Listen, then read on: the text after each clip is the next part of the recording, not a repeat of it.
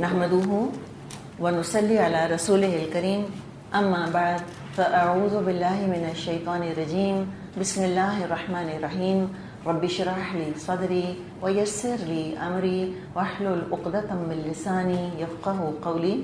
سورۃ مریم آیت نمبر 83. الم تر انا ارسلنا الشیاطین علی الکافرین تعزهم عزا. کیا تم دیکھتے نہیں ہو کہ ہم نے ان منکرین حق پر شیاطین چھوڑ رکھے ہیں جن کو خوب خوب مخالفت حق پر اکسا رہے ہیں. اچھا، ارسلنا، ابھی یاد ہے ہم نے رسول کی بات کری تھی اتنی لمبی، ہے نا؟ تو وہ بھی الحمدللہ اپنی جگہ ہے، اللہ تعالیٰ رسول بھیجتا ہے. اب یہاں کس کا ذکر ہے کہ ارسلنا شیاطین، ہم بھیجتے ہیں شیطانوں کو. اللہ کس کو بھیجتا ہے؟ رسولوں کو. تو کیا جس طرح اللہ تعالیٰ رسولوں کو بھیجتا ہے، کیا اسی طرح اللہ تعالیٰ شیطانوں کو بھیجتا ہے؟ اس کو سمجھنے کی ضرورت ہے. یہ جو لفظ ہے ارسال، ذرا سے اس کی اور وسعت ہم دیکھتے ہیں. ایک تو ہمیں رسول کے ضمن میں اس لفظ کو سمجھ لیا تھا، وہ الحمدللہ کانٹیکسٹ میں اپنی جگہ صحیح ہے. یہاں پہ جو ارسلنا آ رہا ہے تو ارسال کا ایک اور بھی مطلب ہے. کیا مطلب ہے؟ یہ مطلب ہے کہ مثال کے طور پہ اگر ایک شخص دیکھ رہا ہے کہ اس کا جانور پڑوسی کے گھر میں داخل ہو رہا ہے، اب ظاہر ہے جب اس کا جانور پڑوسی کے گھر میں داخل ہوگا تو نقصان پہنچائے گا. اب وہاں وہ داخل ہو رہا ہے اور وہ اس کو نہیں روک رہا، روکتا نہیں ہے اس کو. مثال کے طور پہ کسی کے گھر میں مرغیاں ہیں اور اس شخص کا کتا ہے. اب یہ دیکھ رہا ہے کہ میرا کتا پڑوس کے گھر میں داخل ہو رہا ہے، اب ظاہر ہے وہ جائے گا تو وہاں پہ تو مرغیوں کو مارے گا نا، شکار کرے گا ان کا. یہ دیکھ رہا ہے لیکن روکتا نہیں اپنے کتے کو. اس کو بھی ارسال کہتے ہیں. یہ بھی بھیجنے کے لیے استعمال ہوتا ہے. تو اس سینس میں یہاں پر آیا ہے کہ یہ نہیں کہ اللہ تعالیٰ نے باقاعدہ بھیجا شیطانوں کو کہ جاؤ جاؤ. وہ کیا شیطان ہوں گے جو اللہ کی اطاعت کریں گے؟ ایسے ہوتے ہیں شیطان اللہ کی بات ماننے والے ہوتے ہیں؟ نہیں. یعنی تو یہاں پر سمجھیں کہ بات یہ ہے کہ اگر کوئی شخص اپنے کفر پر اڑ ہی جائے پھر اللہ شیطانوں سے اس کی حفاظت نہیں کرتا. اللہ کو پتہ ہوتا ہے کہ شیطان اس کے اوپر حملہ کر رہے ہیں، اللہ نہیں بچاتا اس شخص کو، اللہ اس کی مدد نہیں کرتا، اللہ نہیں روکتا اس شیطان کو. تو ہم جانتے ہیں سورہ بنی اسرائیل پڑھنے کے بعد کہ ہر شیطان کو ورغلانے اور بھڑکانے کے لیے شیطانوں کی فوج تیار کھڑی ہوئی ہے جو ورغلا رہی ہے، بھڑکا رہی ہے.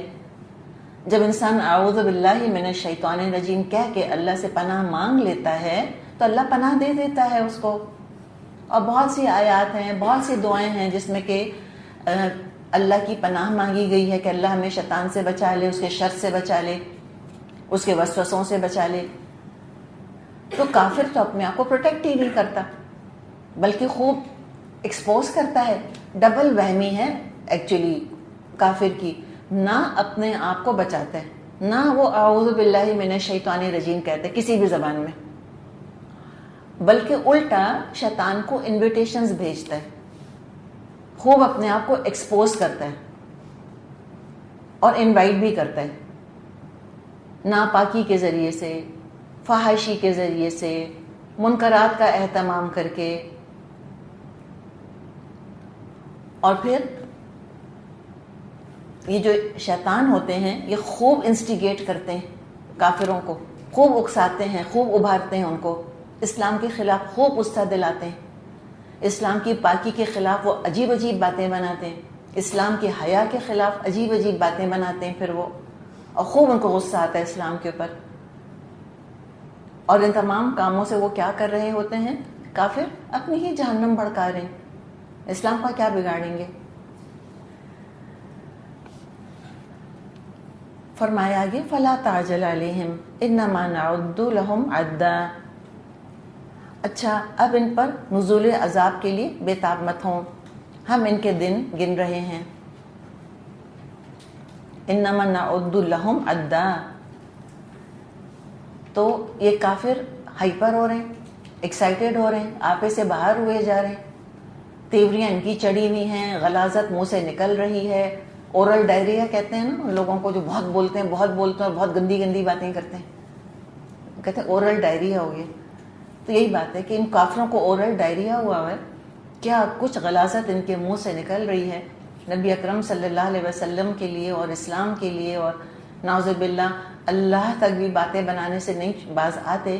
اور قرآن نے بعض اقوال نقل کیے ہیں کہ کہتے ہیں ید اللہ مغلولہ, اللہ الفقیر و نحن اغنیاء, ایسی باتیں آئی ہیں نا قرآن کے اندر.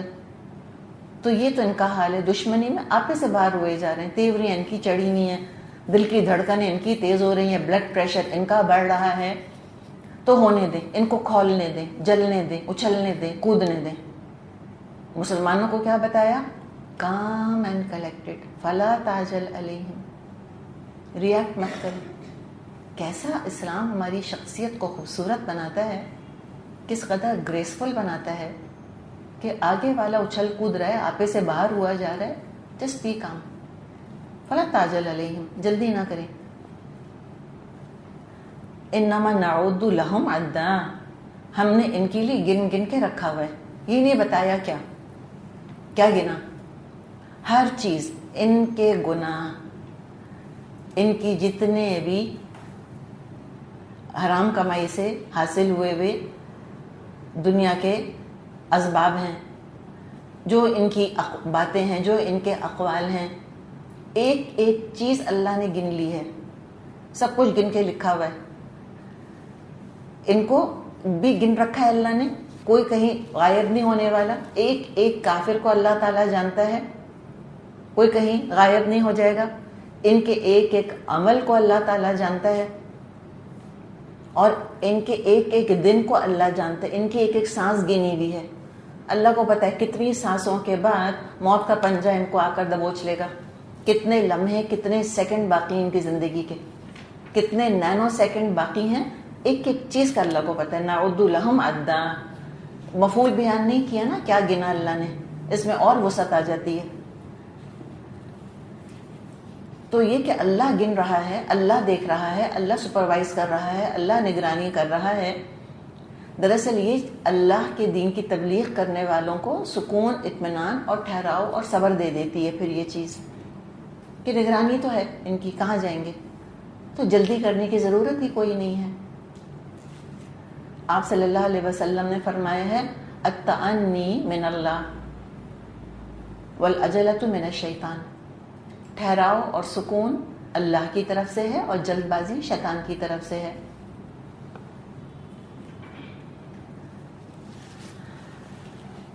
یوم نحشر المتقین الی الرحمن وفدا, وہ دن آنے والا ہے جب متقی لوگوں کو ہم مہمانوں کی طرح رحمان کے حضور پیش کریں گے. پہلے اپنے رب الرحمن سے ملاقات ہوگی. الہ بتا رہا ہے کہ اس جگہ پہنچیں گے جہاں ان کا اکرام اللہ کرے گا. الی الرحمن یعنی جنتی ڈیلیگیشن کی شکل میں ہوں گے. اب طویل انتظار کے بعد سمجھیں کہ اب اعلان ہو رہا ہے. اب امیجن کریں نا کتنے مرحلے طے کیے, دنیا کی زندگی گزاری, اللہ اللہ کرتے رہے, اللہ کو دیکھنے کا شوق تھا ان کو. صرف موسیٰ علیہ السلام کو شوق نہیں تھا اللہ کو دیکھنے کا, ہر مومن کے اندر شوق ہوتا ہے اس کے اپنے ایمان کے مطابق.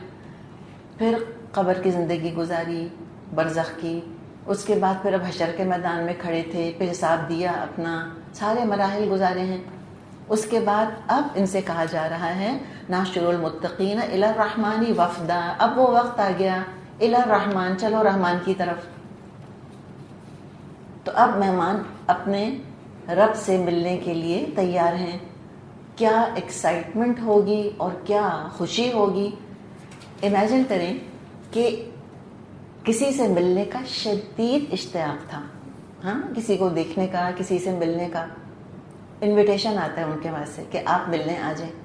تو انسان کیا سوچتا ہے, کیا چیز حواسوں پہ چھائی رہے گی, کس چیز کا ایکسائٹمنٹ ہوگا, دیکھنے کا, بات کرنے کا, پاس بیٹھنے کا, ملنے کا. کوئی کیک پیسٹری کا تو شوق نہیں ہوگا نا کہ اچھا جائیں گے تو چائے پئیں گے, ہم پیٹیز کھائیں گے ان کے یہاں بیٹھ کے, یہ تو نہیں خیال آئے گا. تو یہ الی الرحمن میں یہ بات آ گئی کہ جنتی جو ایکسائٹڈ اور خوش ہوں گے صرف اللہ سے ملاقات پر, باقی جنت کی نعمتیں سب ایک طرف. ان کی کوئی ایکسائٹمنٹ نہیں ہوگی، اور جنت کی سب نعمتوں کا کوئی کمپیریزن نہیں اللہ سے ملنے کا. جو اللہ سے ملنے کا مزہ ہوگا، جو اس کی لذت ہوگی، کوئی جنت کی نعمت کمپیئر نہیں کر سکتی. جیسے کہ حدیثوں میں بھی ہم کو یہ مضمون ملتا ہے کہ جنتی اللہ تعالیٰ کا دیدار کریں گے، اور پھر اپنے درجے کے حساب سے دیدار کی فریکوینسی ہوگی. سمجھ آئی آپ کو بات؟ جو فردوس والے ہیں ان کو زیادہ دیدار ہوگا اللہ کا، جو کمتر درجے والے ہیں ان کو کبھی کبھی ہوگا. تو وہ سب کو اللہ کا دیدار ہوا کرے گا. اور جب اللہ تعالیٰ کا دیدار ہوگا، جنتی ساری نعمتیں بھول جائیں گے جنت کی، صرف اللہ کو دیکھتے رہیں گے. تو دعاؤں میں یہ دعا بھی شامل کرے کہ اللہ تعالیٰ ہمیں اپنا دیدار نصیب فرما، اللہ تعالیٰ ہمیں محروم نہ کرے اپنے دیدار سے. جیسے کچھ لوگ ہوں گے نا، ربہم یومئذ لمحجوبون، کچھ لوگ ہوں گے جو اپنے رب سے اس دن حجاب میں رکھے جائیں گے. اللہ تعالیٰ جو سزائیں بیان کرتا ہے قیامت کے دن کی، اس میں ایک بہت بڑی سزا کیا ہے کہ اللہ تعالیٰ ان کو اپنا دیدار نہیں کرائے گا، اللہ ان کو دیکھے گا بھی نہیں، اللہ ان سے بات نہیں کرے گا. جو اس کی اذیت ان کو ہوگی وہ جہنم کی اذیت سے کم نہیں ہوگی. اور کیا ہوگا جہنمیوں کے ساتھ؟ وَنَسُوقُ الْمُجْرِمِينَ إِلَى جَهَنَّمَ وِرْدًا، اور مجرموں کو پیاسے جانوروں کی طرح جہنم کی طرف ہانک لے جائیں گے. وردن یعنی پیاسا، ساقہ یسوق جانوروں کو ہانکنا، چلانا بھی مطلب ہوتا ہے گاڑی چلانے والے ڈرائیور کو سائق کہتے ہیں، چلانے والا. تو متقین کا تو الگ ہی انداز ہم نے دیکھا، اور یہ مجرم ہے. اور چوائس تھی دنیا میں، مسلم بنو کہ مجرم بنو، بائی چوائس مجرم بنے. nobody else to blame but themselves، سارا قصور ان کا اپنا. تو کہاں وہ اکرام اور وہ عزت اور وہ ڈیلیگیشن ہے جو کہ رحمان کی طرف جا رہا ہے، اور کہاں یہ مجرم، یہ فرعون اور یہ ابو لہب اور یہ ابو جہل، کہ ان کو دھکے دیے جا رہے ہوں گے اور ان کو آگے ہکایا جا رہا ہوگا، جیسے جانوروں کو ہکایا جاتا ہے.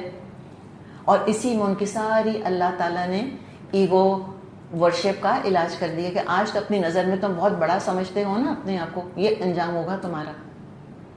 اور دیکھیں جو دنیا میں بیچارہ دھکے کھاتا ہے، جو فقیر ہے، غریب ہے، اس کو ویسے ہی دھکے کھانے کی عادت ہوتی ہے، دھتکارے جانے کی عادت ہوتی ہے بیچارے کو. ٹھیک ہے، ایک تو یہ امیر ہوتے ہیں جن کے بڑے بڑے ایگوز ہوتے ہیں، جن کی بہت بڑی بڑی انائیں ہوتی ہیں، جو یہ بھی برداشت نہیں کر سکتے کہ وہ کہیں آئیں تو لوگ بیٹھے رہ جائیں، یہ بھی برداشت نہیں ہوتا. وہ گاڑی کے پاس جائیں تو برداشت نہیں ہوتا کہ خود دروازہ کھولیں، کوئی کھولے. یہ بھی برداشت نہیں ہوتا کہ ہمارے ہاتھ میں کوئی چیز ہے تو ہمارے ہاتھ میں رہ جائے، چاہیے کسی کو آگے بڑھ کے ہمارا بیگ اٹھائیں، ہمارا بریف کیس اٹھائیں. برداشت نہیں کر سکتے کوئی ہم سے آگے چلے. یہ ایگوز تھے، یہ سرداری کی شانیں تھیں.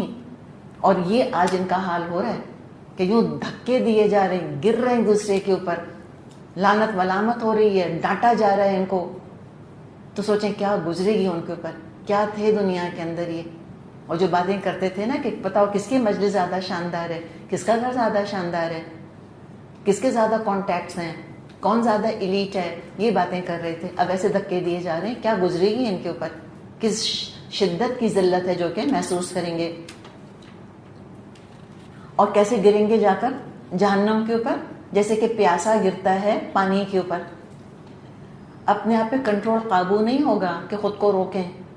ایسا لگے گا دیکھنے والے کو کہ اپنی مرضی اپنی چاہت سے گر رہے ہیں جہنم کے اندر. عجیب الفاظ ہیں واقعی قرآن کے، اللہ کی شان ہے واقعی. الا جہنم وردا، ایکچولی وردا تو ہوتا ہے پانی پر گرنے والا، وہ پیاسا جو کہ چاہت کے ساتھ طلب کے ساتھ پانی کے اوپر گرتا ہے اور گٹ گٹ پانی پیتا ہے. تو جہنم کوئی چاہت ہو سکتی ہے جہنمی کی؟ سوال ہی پیدا نہیں ہوتا. لیکن نقشہ ایسا کھینچا ہے کہ ایسے گریں گے جہنم کے اندر، لگے گا جیسے اپنی طلب سے اپنی چاہت سے گر رہے ہیں، شدت محبت کی وجہ سے، شدت طلب کی وجہ سے گر رہے ہیں جہنم کے اندر. اور یہ دنیا میں حال تھا ان کا، اس چاہت کے ساتھ، اس محبت کے ساتھ گناہ کرتے تھے. ایسی طلب تھی گناہوں کی، ایسا چسکا تھا، ایسا ایڈکشن تھا گناہوں کا ان کو کہ چین نہیں آتا تھا گناہ کیے بغیر ان کو.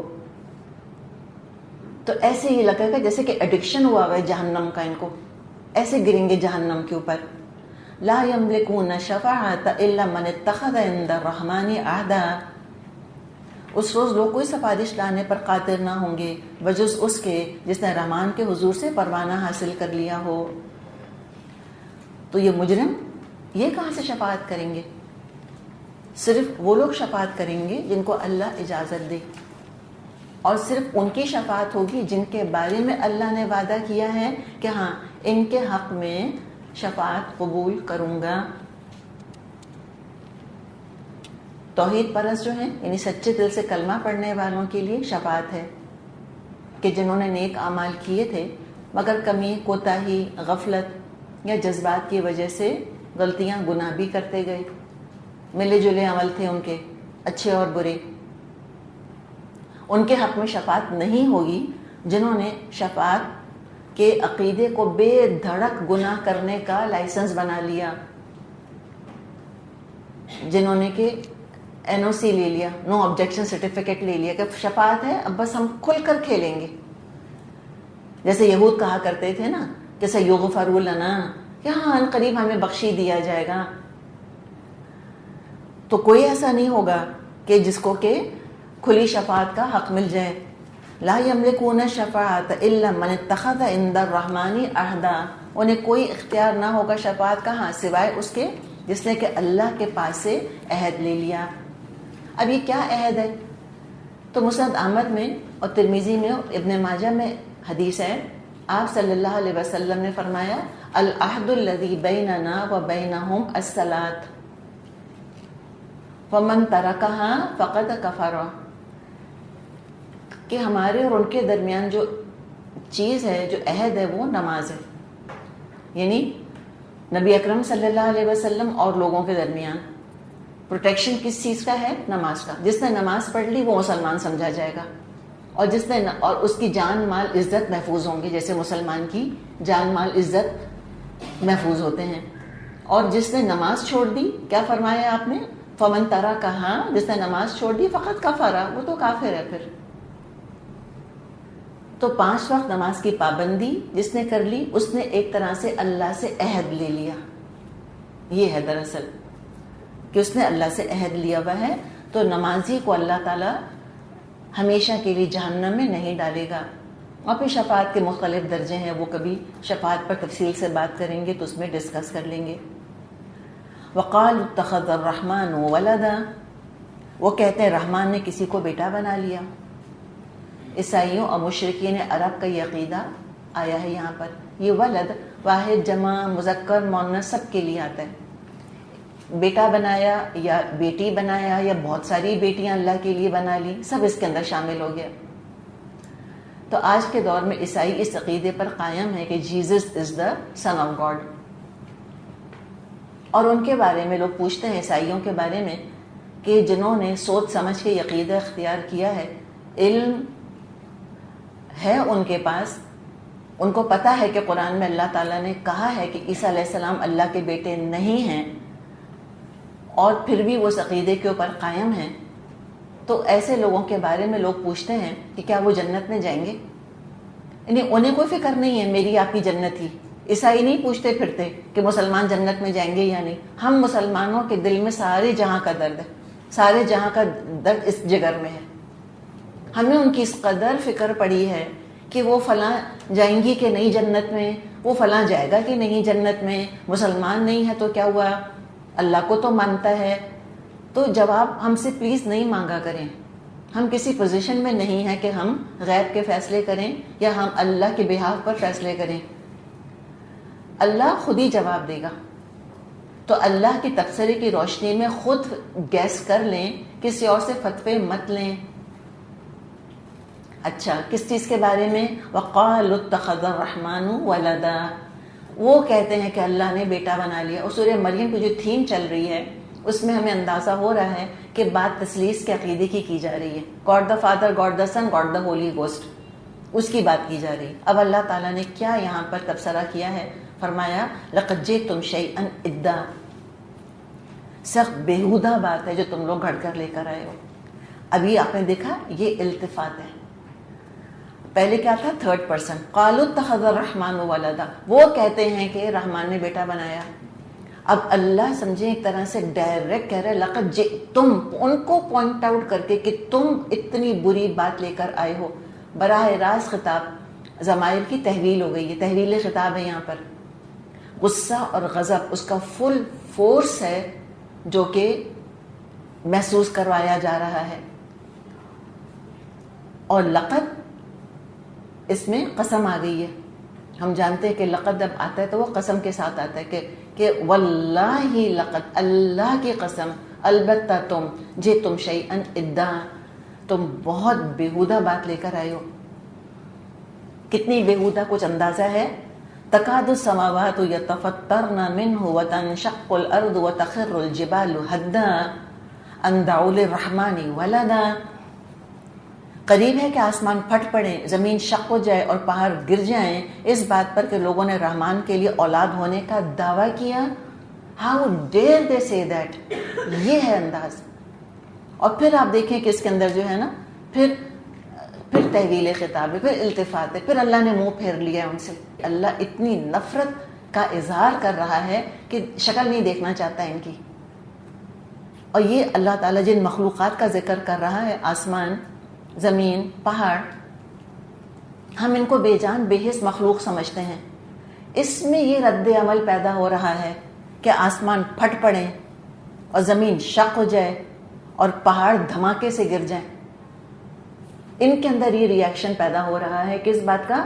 کہ آسمانوں کو، زمین کو، پہاڑوں کو ایسی غیرت اور حمیت محسوس ہو رہی ہے کہ ری ایکشن کے طور پہ اگر بس چلے آسمانوں کا، آسمان پھٹ جائیں اور اپنی حفاظت میں ایسے برے لوگوں کو نہ رکھیں، اپنی حفاظت ہٹا لیں ایسے بد لوگوں سے جو کہتے ہیں کہ اللہ نے بیٹا بنا لیا، اور زمین بھی شق ہو جائے. اللہ کے لیے بیٹے کا دعویٰ کرنے والوں کو سنبھالنا چھوڑ دے بلکہ نگل لے اپنے اندر، اور پہاڑ دھماکے سے گر پڑے ان کے اوپر. کہ اللہ کی عظمت کا احساس اور اللہ کے غصے اور سزا کا خوف اور ایسا عقیدہ رکھنے والوں سے نفرت کا احساس ان مخلوقات کے اندر بھی ہے. آسمان، زمین اور پہاڑ اپنے خالق، اپنے مالک کی شان میں ایسی گستاخی برداشت نہیں کر سکتے. ہاں، اگر کسی کو اس عقیدے کی ہولناکی کا اندازہ نہیں ہے تو بس وہ انسان ہے، اس کو اندازہ نہیں ہے کہ کتنا ہولناک عقیدہ گھڑا ہوا ہے اس نے، کتنا شرمناک عقیدہ گھڑا ہوا ہے اس نے. یہ تو اللہ کا حلم ہے کہ جو آسمان کو اجازت نہیں دیتا کہ وہ پھٹ پڑے، اللہ کا حلم ہے جو زمین کو اجازت نہیں دیتا کہ وہ شق ہو جائے، اور اللہ کا حلم ہے کہ اللہ نے پہاڑوں کو روکا ہوا ہے کہ دھماکے سے گر پڑے، ورنہ تو ہو چکا ہوتا ان کی مرضی اگر ہوتی تو. ان دعوا للرحمن ولدا، کہ لوگوں نے رحمان کے لیے اولاد ہونے کا دعویٰ کیا. وما ينبغي للرحمن ان يتخذ ولدا، رحمان کی شان نہیں ہے کہ کسی کو بیٹا بنائے. ان کل من فی السماوات والارض الا آتی الرحمن عبدا، زمین اور آسمان کے اندر جو بھی ہیں سب اس کے حضور بندوں کی حیثیت سے پیش ہونے والے ہیں، ایک بندے کے طور پر آئیں گے. یہ ہے سب کا صحیح مقام، سب اللہ کے بندے ہیں، غلام ہیں. لقد احصاهم وعدهم عدا، سب پر وہ محیط ہے اور اس نے ان کا شمار کر رکھا ہے. اللہ کے علم ہے، اس کی قدرت سب پر حاوی ہے. احصاہم، احصاء ضبط اور کنٹرول پوری طرح سے. اللہ نے سب کو انکمپس کیا ہوا ہے، سب کو انسرکل کیا ہوا ہے. جیسے چرواہا ہوتا ہے نا، ایک ایک بھیڑ، ایک ایک بکری، ایک ایک گائے کو اس نے گن کے رکھا ہوا ہوتا ہے. کبھی اگر آپ سفاری وغیرہ کے بارے میں کوئی دیکھیں ویڈیوز تو ان کے بڑے بڑے پارکس ہوتے ہیں نا جو پروٹیکٹڈ پراپرٹیز ہوتی ہیں، ہیوج ایریاز ہوتے ہیں، سینکڑوں کلومیٹر، ہزاروں کلومیٹر کے اوپر وہ چھائے ہوئے ہوتے ہیں.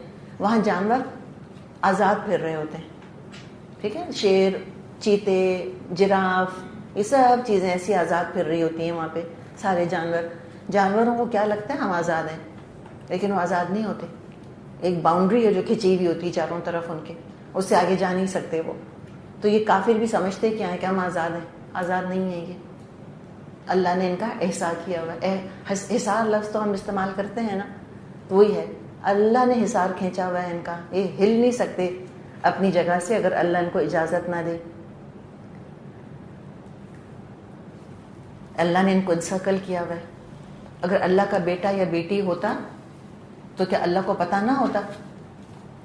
بخاری میں حدیث ہے، ابو موسیٰ الاشعری رضی اللہ عنہ سے روایت ہے، آپ صلی اللہ علیہ وسلم نے فرمایا لیس احد اصبر علی الاذی سمعہ من اللہ، کوئی ایسا نہیں ہے جس نے کہ اتنی تکلیف دہ بات سن کر صبر کیا ہو جیسے کہ اللہ نے صبر کیا. کیا؟ انہم لیدعون لہ ولدا، لوگوں نے اللہ کے لیے اولاد بنا لی. وَإِنَّهُ لَيُعَافِيهِمْ وَيَرْزُقُهُمْ، اس کے باوجود ان کو عافیت اور رزق دیتا رہتا ہے. سوچیں کتنا حلم ہے اللہ کا. اللہ کا ایک نام الصبور آتا ہے، کتنا صبر ہے اللہ کے اندر، کتنی مہلت دیتا ہے اللہ. انسانوں کا معاملہ دیکھیں، جو آپ میں سے شادی شدہ ہیں، مرد ہوں یا خواتین ہوں، جن کی اولاد ہے، کوئی آ کر ادھر ادھر سے کسی بچے کا ہاتھ پکڑ کر لا کر آپ کے سامنے کھڑا کر دے اور کہیں تمہارا بچہ ہے، خون نہ کھول جائے گا ہمارا؟ ہم کہیں گے ہاؤ ڈیئر یو سے دیٹ، تمہاری ہمت کیسے ہوئی کہ تم نے ایسی بات کری؟ اتنا بڑا الزام ہمارے اوپر لگاتے ہو تم کہ کسی بھی بچے کو لا کے کھڑا کر کر کہہ دیا کہ تمہارا بچہ ہی ہے. اور یہ اللہ کے لیے کر رہے ہیں، اللہ کے لیے.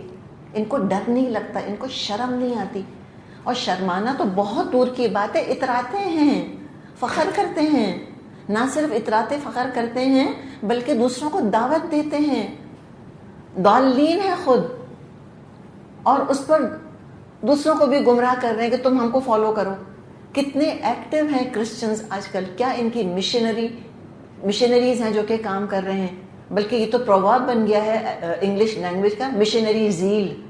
کسی کو اگر بہت دل سے کام کرتے دیکھیں تو کہتے ہیں ان میں تو مشنری زیل ہے. یہ ضالین ہے، ضالین. سوچیں ذرا کس قدر اپنے سر کے اوپر جو ہے یہ گمراہی کا بوجھ ہے جو کہ اٹھا رہے ہیں. یہ اللہ کو جواب کیسے دیں گے؟ جو ان کے یہ پریسٹ ہیں، جو ان کے پوپ، ان کو پتہ نہیں ہے کہ غلط کہہ رہے ہیں ہم؟ 100% پتہ ہے ان کو.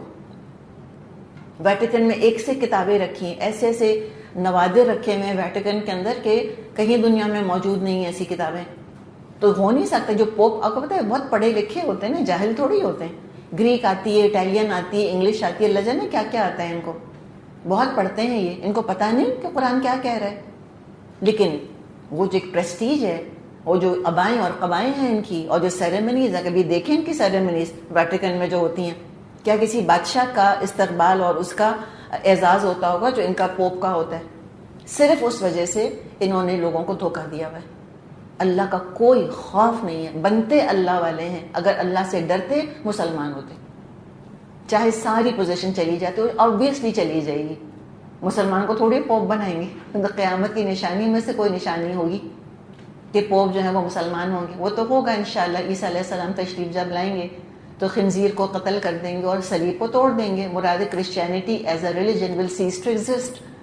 اس لیے کہ پہچان ہے نا صلیب کی، پہچان ہے کرسچینٹی کی کیا؟ صلیب اور سور.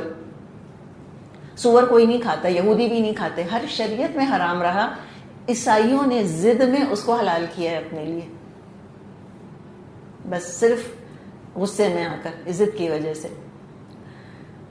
تو یہ ان کا معاملہ ہے. اللہ تعالیٰ نے سب کو گنا ہوا ہے، اللہ سب کو جانتا ہے اچھی طرح سے. تو اب یقیناً جواب مل گیا ہوگا کہ عیسائی جنت میں جائیں گے یا نہیں. خود ہی آنکھیں کھول کے قرآن پڑھ لیا کریں، پتہ نہیں ہم سے فتوے کیوں لینے آتے ہیں. اور وہ چاہتے کیا ہیں کہ آپ کہیں کہ نہیں جائیں گے وہ جنت میں، پھر وہ آپ کی جان کھائیں آ کر اچھی طرح. تو آپ بھی جواب مت دیا کریں، آپ ہی جھٹ کھولیں سورہ مریم، سنا دیں ہم کو. بس علم کا یہ فائدہ ہے.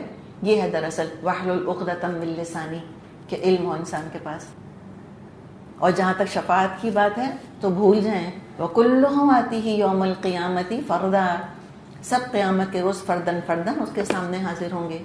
ہر شخص اللہ کے آگے ایک ایک کر کے آئے گا، حساب دے گا، تنہا ہوگا اور ساتھ اعمال ہوں گے. That's it. کوئی ساتھ نہیں آئے گا. یہاں تو ہم کو کوئی پریشانی ہوتی ہے, ہم کہیں کسی کے آفس میں جانا چاہتے ہیں, ہم کہتے ہیں پلیز تم ذرا میرے ساتھ چلو. امی کو یا بہن کو یا کسی بھی رشتہ دار کو, بھائی کو, کسی کو بھی ساتھ لے کر ہم جانا چاہتے ہیں, کوئی نہیں آئے گا, کوئی ساتھ دینے نہیں آئے گا, سب کو اکیلے آنا ہوگا. تو جس کو منہ دکھانا ہے تو پھر اسی کی بات مانے نا. کیا لوگوں سے ڈرتے ہیں؟ گاڈ کانشیس ہو بھائی, چھوڑ دیں پیپل کانشیس ہونا. لوگوں کا کیا ہے, آج سر پہ چڑھائیں گے کل ناراض ہو جائیں گے. دنیا میں بھی معاملہ یہ ہے, ایسے لوگ طوطا چشم ہوتے ہیں, ایسے آنکھیں پھیرتے ہیں کہ یقین نہیں آتا یہ وہی ہیں. زندگی بھر خیال کرتے رہیں, زندگی بھر خدمت کرتے رہیں, ایک دن ناراض کر دیں گے, کہیں گے تم نے کبھی کچھ نہیں کیا. ساری خدمات پر پانی پھیر دیتے ہیں. 30 سال کی شادیاں جو طلاق کی شکل میں نتیجہ نکلتا ہے ان کا. تو یہ تو دنیا کا معاملہ ہے, چھوڑیں لوگوں کو, اللہ کی فکر کریں اور اللہ کو راضی کریں. پھر اللہ جس کو چاہے گا ہم سے راضی کر دے گا. اللہ کے حوالے کریں سب کچھ. ان الذين آمنوا وعملوا الصالحات سيجعل لهم الرحمن ودا. یقیناً جو لوگ ایمان لے آئے اور نیک عمل کر رہے ہیں, ان قریب رحمان ان کے لیے دلوں میں محبت پیدا کر دے گا. بہت ہی ٹھنڈی آیت ہے, خاص طور پہ ان مظلوم مسلمانوں کے لیے جو مکے میں کفار کے ظلم اور ستم برداشت کر رہے تھے, اور آج بھی ان مظلوم مسلمانوں کے لیے جو ظالم کافروں کے قبضے میں ہیں اور جن کو صرف لا الہ الا اللہ محمد رسول اللہ کہنے پر پرسیکیوٹ کیا جا رہا ہے. بالکل اسی طرح جیسے کہ جوز کو بند کیا گیا تھا, ان کو کنسنٹریشن کیمپس میں ڈال دیا گیا ہے, برین واشنگ ان کی ہو رہی ہے, ٹارچر کیا جا رہا ہے ان کو صرف اس بات پر کہ وہ مسلمان ہیں. تو مکے میں کچھ کم مظلوم مسلمان نہیں تھے, آؤٹ کاسٹ بنا دیا تھا ان کو. تو صحابہ کے لیے بھی خوشخبری کہ ان قریب حالات بدلیں گے اور تم لوگوں کو لوگ جو ہیں محبت کا, عقیدت کا مرکز بنائیں گے. اور یہ ہوا. رسول اللہ صلی اللہ علیہ وسلم کے انتقال کے بعد صحابہ دور دراز کے علاقوں میں پھیل گئے تھے. اسلامی مملکت کے چاروں کونوں سے لوگ آ کر ان سے ملا کرتے تھے اور ان سے علم حاصل کرتے تھے, کھچ کھچ کر آنے لگ گئے تھے ان کی طرف. کیوں؟ تاکہ قرآن اور حدیث کا علم حاصل کریں. اور یہ صحابہ ہیں جنہوں نے اللہ رسول سے محبت کی تھی, اور اس محبت کے لیے بہت سی محبتیں قربان کی تھیں انہوں نے. عزت نفس کا سودا کیا تھا انہوں نے. تو رحمان سے بڑھ کر قدردان اور کون ہو سکتا ہے؟ کوئی نہیں ہو سکتا. اللہ, رسول اور فرشتوں کی محبت اور صحبت ان کو نصیب ہوئی, لوگوں نے محبت کری. آج ہم ہیں, ہم نے تو کبھی دیکھا بھی نہیں ابو بکر کو یا عمر یا عثمان یا علی یا عائشہ یا فاطمہ کو رضی اللہ عنہم, لیکن ایک مومن کے حیثیت سے دل میں محبت تو ہے نا. ان کا نام سن کر یہ عجیب سے جذبات دل میں آتے ہیں کہ نہیں. اور یہ سارے مسلمانوں کا معاملہ ہے, ایون سیکولر مسلمانوں کا. آپ جو پریکٹسنگ نہیں بھی ہیں, آپ فاطمہ رضی اللہ عنہا کا نام لیں, آپ ابو بکر کا نام لیں, آپ علی کا نام لیں, وہ اچھا ہی ان کو کہیں گے. ایک فیلنگ ہے ان کے اندر کچھ نہ کچھ ان کے لیے. تو یہ دیکھیں انہوں نے کتنی محبتیں قربان کی تھیں نا اللہ کے محبت کے لیے. اللہ کی قدردانی دیکھیں. سیجعل لهم الرحمن ودا, اللہ ان قریب ان کے لیے دلوں میں محبت پیدا کر دے گا. تو یاد رکھیں کہ یہ صیغہ کون سا آیا ہے, جعلا کہ یا جعلو, یا جعلو. تو یہ جو وعدہ ہے اللہ تعالیٰ کا, یہ صرف ماضی کے لیے نہیں ہے, سب کے لیے ہے جو ایمان اور عمل صالح کی شرطیں پوری کر دیں. اور صحابہ کی مثال تو دلیل کے طور پر ہمارے سامنے ثبوت مل گیا ہمیں کہ حقیقتاً ایسا ہوا. اور قیامت کا دن آئے گا, صحیح مسلم میں حدیث ہے, اللہ تعالیٰ فرمائے گا این المتحابون بجلالی, کہاں ہیں وہ جو میرے جلال کی خاطر آپس میں محبت کرتے تھے. تو یہ لوگ کہاں ملیں گے جو صرف اللہ کی خاطر آپس میں محبت کرتے ہیں؟ کدھر ملیں گے؟ کوئی کلب ایسا ہے؟ کہاں ملیں گے آپ کو؟ یہ ملیں گے صرف وہ جماعتیں جو فی سبیل اللہ کام کر رہی ہیں اللہ کی خاطر, چاہے وہ فلنتھراپی کا کام کر رہے ہوں, چاہے وہ کسی اور چیز کا کر رہے ہوں, یا وہ خدمت خلق کر رہے ہوں, یا وہ قرآن پڑھنے پڑھانے کا کام کر رہے ہیں، تو فی سبیل اللہ کام کرنے والوں میں آپ کو یہ لوگ ملیں گے۔ متحابون بجلالی، اللہ بھی تو پوچھے گا نا این المتحابون بجلالی، آج ہم بھی پوچھیں کہاں ہیں وہ لوگ جو اللہ کی محبت کی خاطر، اللہ کے جلال کی خاطر ایک دوسرے سے محبت کرتے ہیں اور یہ قرآن کے کورسز میں ملیں گے۔ ایسے لوگ آپ کو جو صرف اللہ کی خاطر ایک دوسرے سے محبت کرتے ہیں، جو اللہ کی کتاب سے محبت کرتے ہیں۔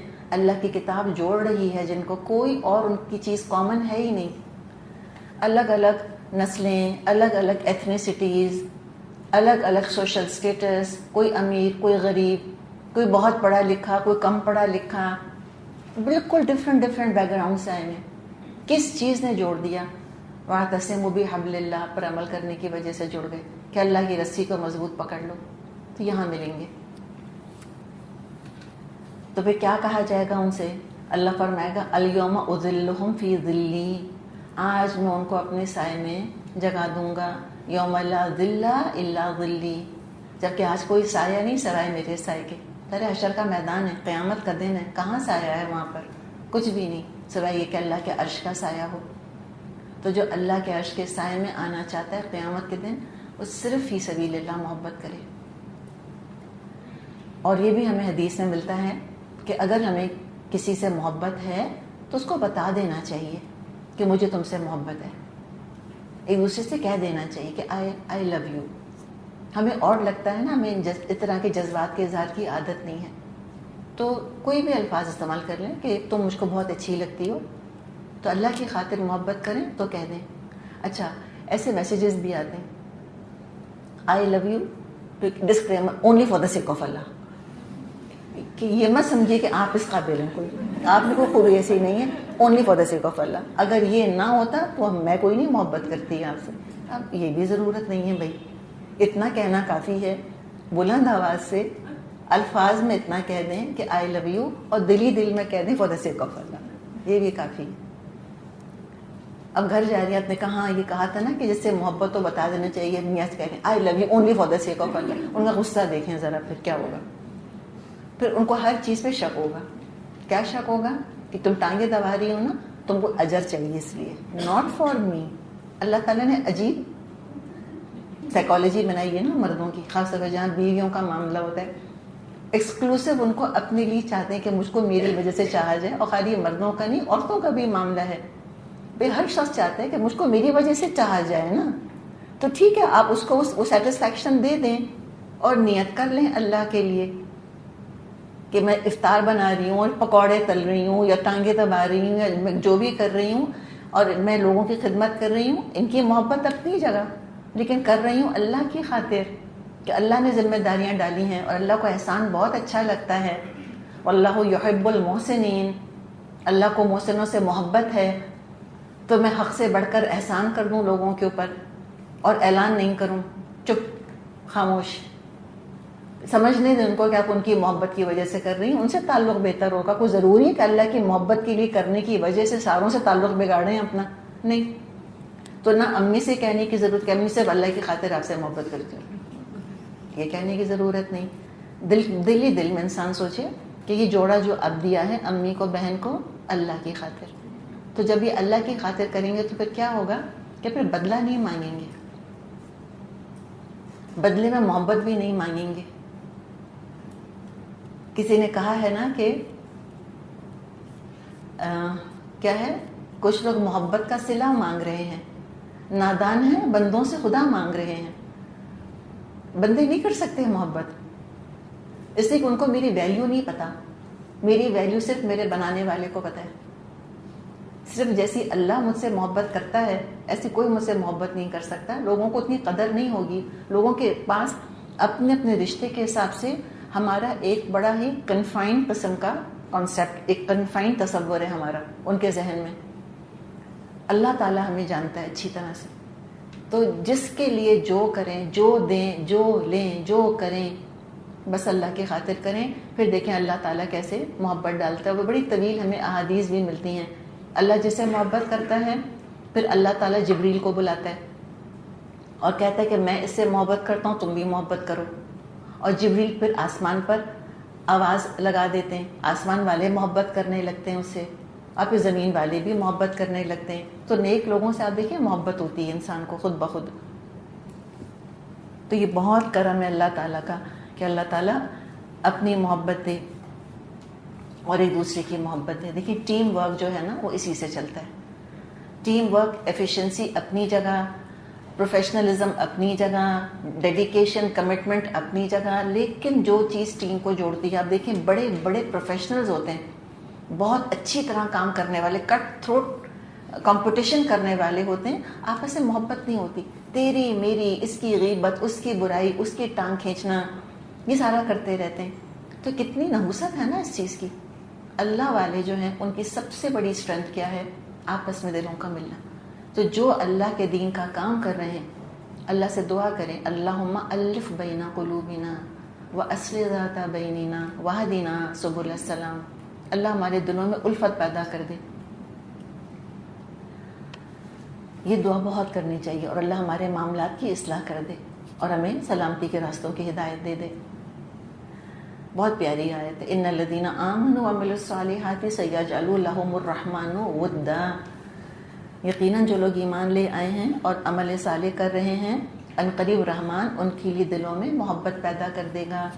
تو نیک لوگوں کی محبت بھی انعام ہے اللہ کی طرف سے. فَإِنَّمَا يَسَّرْنَاهُ بِلِسَانِكَ لِتُبَشِّرَ بِهِ الْمُتَّقِينَ وَتُنذِرَ بِهِ قَوْمًا لُدًّا. بس اے محمد صلی اللہ علیہ وسلم، اس کلام کو ہم نے آسان کر کے تمہاری زبان میں اس لیے نازل کیا ہے کہ تم متقیوں کو خوشخبری دے دو اور ہٹ دھرم لوگوں کو ڈرا دو. تو یہ بے لسانی کا کے دو مطلب لیے گئے ہیں کہ اے نبی آپ کی زبان میں اس کو آسان کر دیا. تو آپ کی زبان سے مراد ایک تو آپ کی لینگویج یعنی عربی زبان، کہ عربی زبان میں آسان بنا دیا، یا لسان کا مطلب باقاعدہ زبان. اے نبی آپ کی مبارک زبان پر اللہ نے اپنے کلام کو سہولت سے جاری کر دیا. اور انذار کرنی ہے تو کس سے؟ قرآن سے. تبشیر کرنی ہے تو کس سے؟ قرآن سے. اور نہ ماننے والے بھی خوب سن لیں. وَكَمْ أَهْلَكْنَا قَبْلَهُمْ مِنْ قَرْنٍ هَلْ تُحِسُّ مِنْهُمْ مِنْ أَحَدٍ أَوْ تَسْمَعُ لَهُمْ رِكْزًا. ان سے پہلے ہم کتنی ہی قوموں کو ہلاک کر چکے ہیں، تم آج کہیں ان کا نشان پاتے ہو یا ان کی بھنک بھی کہیں سنائی دیتی ہے؟ رکزا. آج شور مچا رہے ہیں، اچھل اچھل کے مخالفت کر رہے ہیں، کانفرنسز ہو رہی ہیں، ٹاک شوز ہو رہے ہیں، کتابیں لکھی جا رہی ہیں، تقریریں کر رہے ہیں. اور یہ مشرکین مکہ کہا کرتے تھے لا تسمعوا لهذا القرآن، مت سنو یہ قرآن، والغوا فیہا، شور مچاؤ اس کے اندر، ڈسٹربنس کریٹ کرو کہ لوگ سن ہی نہ سکیں.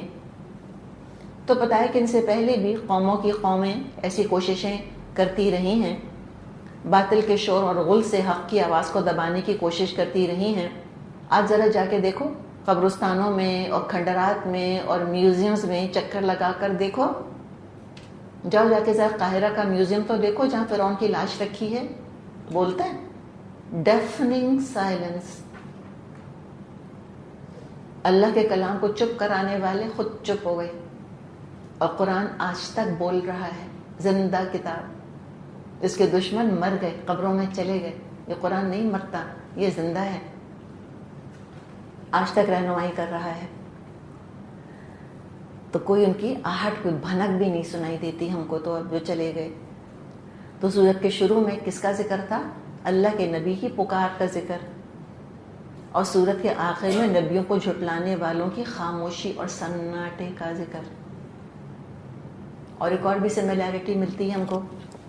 ہم دیکھتے ہیں شروع میں بھی آہستہ آواز کا ذکر تھا، خفیہ، اذ نادى ربہ نداء خفیہ. اور یہاں بھی آہستہ آواز کا ذکر ہے، رکزا. پھر شروع میں زکریا علیہ السلام کا ذکر تھا، اور یہاں اسی مادے سے رکزا لفظ آ رہا ہے. زکریا کون تھے؟ عاقل تھے، سمجھدار تھے، سخی تھے، کریم تھے. تو یہاں ظاہر یہ عاقل، سمجھدار، سخی، کریم کے معنوں میں تو لفظ نہیں آ رہا، لیکن سملیرٹی تو اپنی جگہ ہے نا. یہ بڑا خوبصورت قرآن کا ورڈ پلے ہے. جس کی وجہ سے یہ کہا کرتے تھے کفار کہ یہ تو سحر ہے، جادو ہے یا شاعری ہے۔ چلیے جی بریک لے لیتے ہیں، پھر انشاءاللہ آگے چلیں گے۔